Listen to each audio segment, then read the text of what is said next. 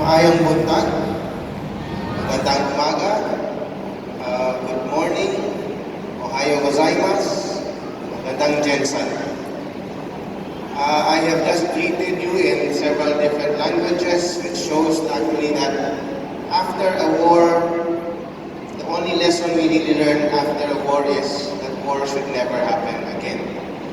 And we are fortunate to have the bunkers here as reminders that the war happened here, and fortunately for us, the war did not really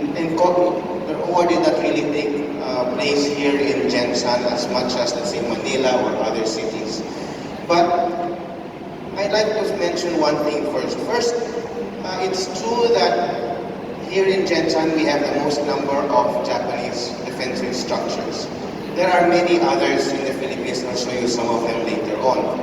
Pero nandito talagang pinakamarami. There were more in Leyte, there were more in Zamboanga, pero wala na, sinira na yun.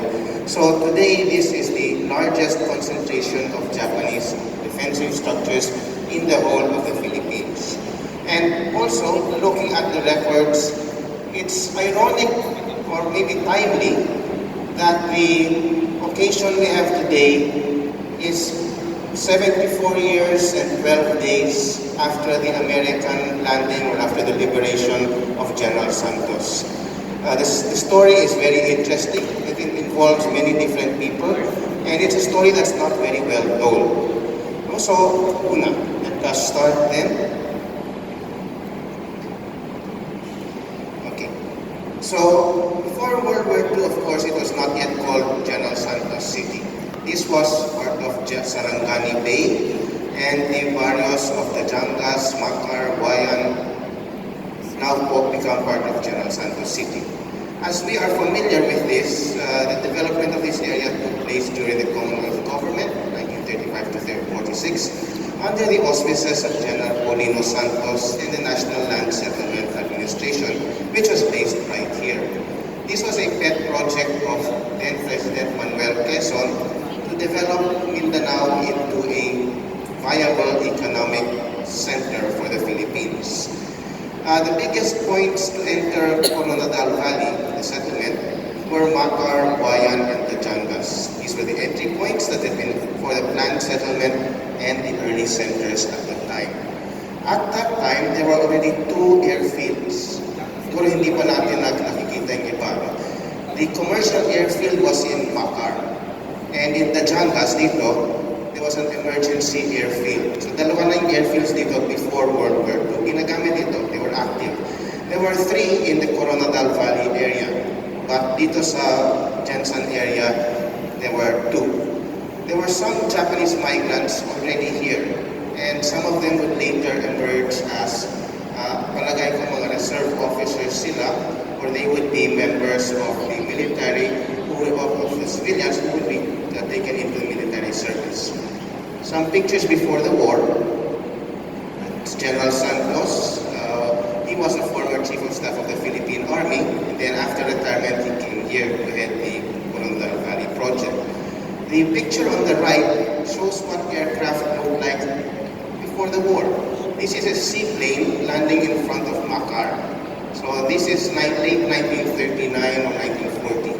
And the bottom picture shows unloading from a ship, SS Albay, sa Makar din. So these are interesting pictures because ganito pala yung buhay noon. But when the war broke out, how did we take it here? Some of the male residents here were part of the Philippine Army Reserve at tinawag sila para sa USAFE service. Nag-serve sila sa iba't ibang lugar dito sa Mindanao. But the main notion when the war started was surprise because nobody thought the Japanese would be able to attack the Americans. In fact, on the same day that Pearl Harbor was bombed, binomba na rin yung Davao. And almost the same time, Baguio was also bombed, and later on, Clark Field. The invasions came very fast. Yung perspective natin kasi sa mga Hapon before the war was na very discriminatory tayo sa mga Hapon. We thought that the Japanese could never win a war. Akala natin makapal makapal yung mga salamin nila. So people didn't take them seriously. So how could they become good flyers when makapal na yung salamin? They could not see. Sabi nila, wala silang sense of balance kasi nung bata sila daw, kinakarga sila sa likod ng mga nanay nila. So they had no sense of balance. So how could they win a war? Tsaka pandak sila. Tsaka malilit ang mata nila.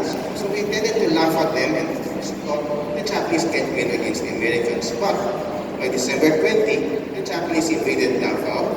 Christmas Eve, nag-invade sila sa Hulo, Zamboanga, March 3, and Parang in Cotabato, April 29. This was about the time that Bataan and Corregidor surrendered also.